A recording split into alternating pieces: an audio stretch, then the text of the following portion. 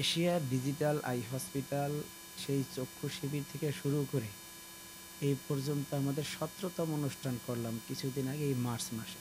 আমাদের এখানে এই এশিয়া ডিজিটাল আই হসপিটাল ধুলাইপাড়, এটা আমাদের হেড অফিস। এখানে আমাদের চোখের অপারেশন এ থেকে জেড চোখের ট্রিটমেন্ট সম্পূর্ণ হয় আলহামদুলিল্লাহ।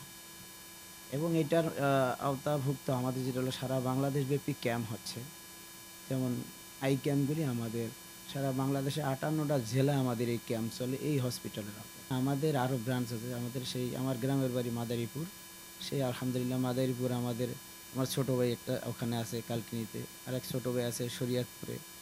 এরপরে আমার মাগুরা শাখা আছে সীমাখালীতে। এরপরে আমাদের ফরিদপুর শাখা আছে। এখন গোসাইরহাট, শরীয়তপুরে গোসাইরহাট আরেকটা নতুন হচ্ছে।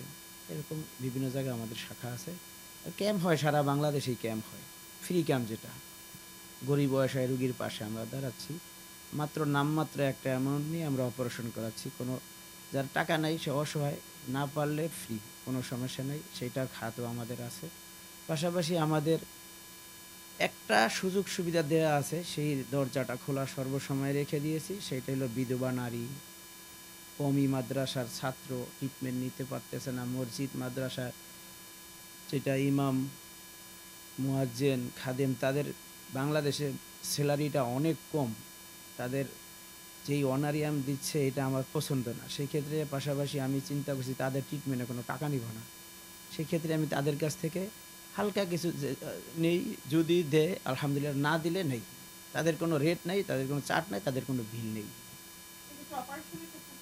অপারেশনের ক্ষেত্রে একই। এই কিছুদিন আগেও একজন ফোন দিছে। আমাদের যে এখানে ৪-৫টা থানা নিয়ে ইমাম মুসল্লি কল্যাণ পরিষদ আসে। এখানে অনেক হুজুররা মাঝে মধ্যে কল দেয়, ইমাম সাহেবরা কল দেয়। আমি তাদের বলছি যে, যা বিল আছে তার জন্য সেইটাই রেট। আমাদের কোনো স্পেশাল কোনো রেট নেই তাদের জন্য। আমাদের এখানে প্রাইমারি ট্রিটমেন্ট থেকে শুরু করে অপারেশন পর্যন্ত কমপ্লিট করে এখান থেকে বিদায় নিতে পারবে। কোনো সমস্যা নেই। একেবারে গ্লুকোমা ট্রিটমেন্ট, গ্লুকোমা অপারেশন পর্যন্ত হয় এখানে। মূলত আপনার এখানে যারা আ ধরেন বিত্তবান আছে, বিত্তবানদের থেকে যারা গরিব তাদের জন্য ফ্যাসিলিটি বেশি। তাদের জন্য বেশি। বিশেষ করে তাদের জন্য আমরা স্পেশালভাবেই ব্যবস্থা নিয়েছি। আমি সেই ২০০৬ সালে আমি তাবলিগে গিয়েছিলাম। ৩ চিল্লা ৪ মাস সময় লাগাইছি। ওখানে আমার এইখানে এইরকম চক্ষু শিবির ক্যাম্প হয়েছিল। আমাদের এই যাত্রাবাড়িতে একটা টিম গিয়েছিল। সেখানে দেখলাম শত মানুষকে সেই সাতক্ষীরাতে ট্রিটমেন্ট দিচ্ছে। দেখা যায় অনেক ভালো লাগছিল। তো ওইখানে জল্পনা করছি। মনে মনে ভাবছি আল্লাহর রাস্তায় দোয়া তো হয়তোবা কবুল। ওখানে ভাবতে এই যাত্রাবাড়ি যখন চলে আসি, আমি এক যাত্রাবাড়ি আই হসপিটাল নামে। ওই হসপিটালে এক সাথী ভাই, উনিও ৩ চিল্লার সাথী, তাদের সাথে একটা সম্পর্ক হয়ে যায় মাশাআল্লাহ। আমি একটা সময় তাদের সাথে ইনভলভ হয়ে আমিও শুরু করে দেই এরকম কিছু। আমার খুব ভালো লাগে মানুষকে সেবা দেওয়ার জন্য। সেই হিসাবে আমি নিজেও বাংলাদেশের বিভিন্ন দেশ ডিস্ট্রিক্টে ঘুরছি। আলহামদুলিল্লাহ বাংলাদেশের ভিতরে কোনো জায়গা নাই যে আমাদের এই এশিয়া ডিজিটাল আই হসপিটালের ক্যাম্প হয়নি। এখন আমরা কিছুদিন আগে আমরা কলকাতা গিয়ে আসছি। ওখানে মোটামুটি একটা অবস্থান তৈরি হয়ে গেছিল। বা একটা লেন্স কোম্পানির সাথেও চুক্তিপত্র হয়ে গেছিল আমরা ওখানে একটা হসপিটাল করব।